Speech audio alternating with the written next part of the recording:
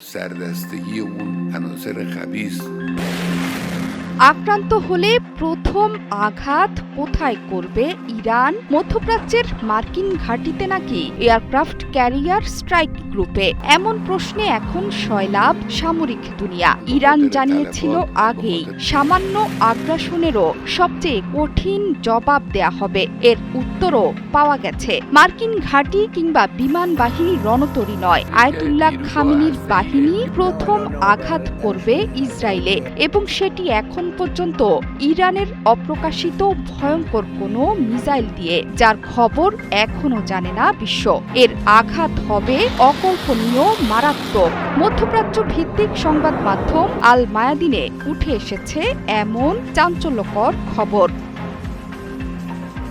যুক্তরাষ্ট্র যদি ইরানের দিকে ছোট পরিসরেও হামলা চালায়, এর জবাব হবে প্রলয়ঙ্করী। ইরান প্রথম আঘাত হানবে যুক্তরাষ্ট্রের সকল অপকর্মের বড়দোসর ইসরায়েলে। ইসরায়েলি নিরাপত্তা বিশ্লেষক ড্যানি সিট্রিনোভিচের বরাতে গণমাধ্যমটি বলছে, নতুন করে মার্কিন হুমকি এবং আঞ্চলিক উত্তেজনার মধ্যে আগে ব্যবহার হয়নি এমন সামরিক ক্ষমতা ব্যবহার করে ইসরায়েলকে লক্ষ্যবস্তু করতে পারে Iran. Institute for national security স্টাডিজের ইরান এবং শিয়া অ্যাক্সিস প্রোগ্রামের সিনিয়র বিশ্লেষক ইসরায়েলি গবেষক ড্যানি সিট্রিনোভিচ 103 FM রেডিওকে দেয়া সাক্ষাৎকারে এই সতর্কবার্তা উচ্চারণ করেছেন।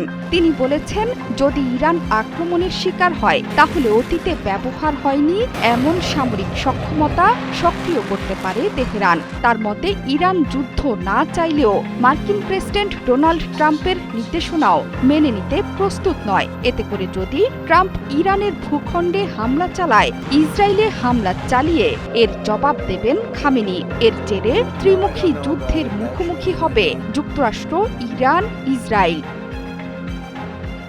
ইসরায়েলি বিশ্লেষকের মতে, ইরানের আধ্যাত্মিক নেতা আয়াতুল্লাহ আলী খামেনির উপদেষ্টা শামাখানির বক্তব্য গুরুত্বের সাথে নেওয়া উচিত। তিনি ইরানের সবচেয়ে প্রভাবশালী সিদ্ধান্ত গ্রহণকারীদের মধ্যে একজন। গত জুনে অল্পের জন্য রক্ষা পেয়েছিলেন খামেনির উপদেষ্টা। তার বক্তব্য কেবল ব্যক্তিগত মতামতের উপর ভিত্তি করে নয়, তিনি খামেনির মুখপাত্র।